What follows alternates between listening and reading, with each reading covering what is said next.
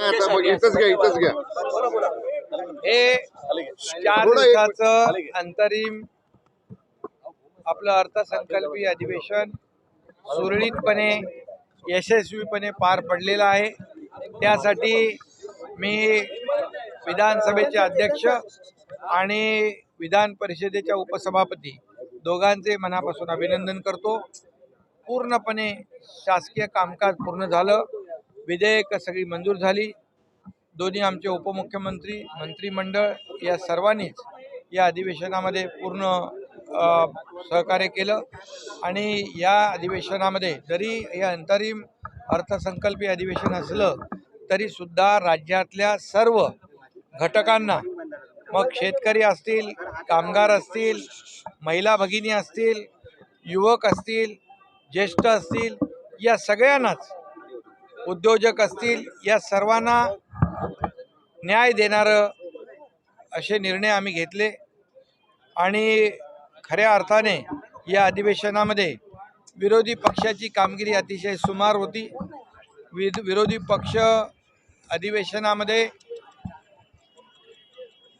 महाराष्ट्रातल्या जनतेच्या न्याय हक्कासाठी झटणारा विरोधी पक्ष नेता सभागृहात दिसला पाहिजे होता, परंतु दुर्दैवाने चहापानाच्या बहिष्कारापासून त्यांचं जे पत्र दिलं होतं तेव्हापासून आजचं 293 पर्यंत जे प्रस्ताव होता, या सर्व हा जो काय प्रस्ताव होता, मी सभागृहात देखील म्हणालो, एकच स्क्रिप्ट होती आणि त्यामुळे ते गोंधळलेले आहेत आणि कॉन्फिडन्स नसलेला विरोधी पक्ष पाहायला मिळाला।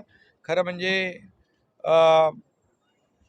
मी त्यांनाही शुभेच्छा देतो, जरी गोंधळलेला असला तरी सुद्धा, कारण सत्ताधारी पक्ष आणि विरोधी पक्ष हे आपण त्यांनाही विश्वासात घेऊन आपण निर्णय घेत असतो। फक्त विरोधी पक्षाने सरकारच्या चांगल्या कामाची वाहवा केली पाहिजे। कुठे चुकत असेल सरकार तर नक्की त्रुटी काढल्या पाहिजे, तिथे जाब विचारला पाहिजे। सरकारने एवढ्या 1.5-2 वर्षामध्ये एवढे धडाधड निर्णय घेतले की त्यांच्या पायाखालची वाळू सरकली। खऱ्या अर्थाने देशाच्या विकासामध्ये आणि मोदीजींच्या संकल्पनेमधले खऱ्या अर्थाने या देशाला विकासाकडे नेणारा जसा मोदीजींचा प्रयत्न आहे त्याला पूरक असा हा अर्थसंकल्प आम्ही मांडला, असं अधिवेशन होतं आणि यामध्ये खूप मोठे निर्णय झाले। मराठा आरक्षणाच्याबद्दल तर बोललोच मी। मराठा आरक्षणाच्या बाबतीत कोणालाही अपेक्षित नव्हतं इतक्या लवकर आरक्षण मिळेल। देव पाण्यात बुडवून बसले होते लोक आरक्षण मिळू नये म्हणून, परंतु आरक्षण मिळालं।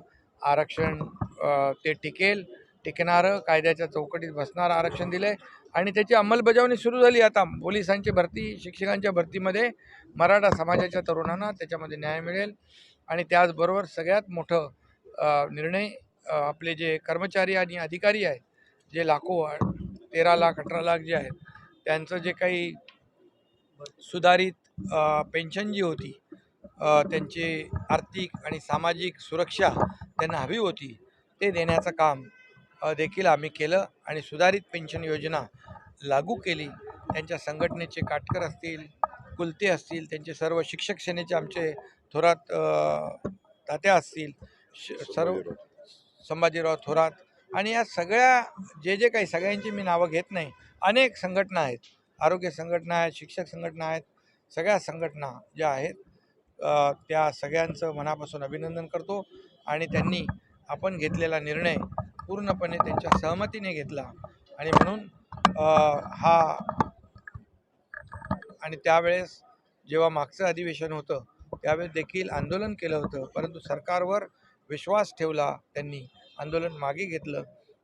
सरकार आमचं दिलेला शब्द पाळणार आहे हे देखील या त्यांच्या निर्णयामधून आम्ही दाखवून दिलेलं आहे। त्यामुळे अधिवेशन अतिशय सुरळीत आणि यशस्वीपणे पार पडलेलं आहे। अंगणवाडी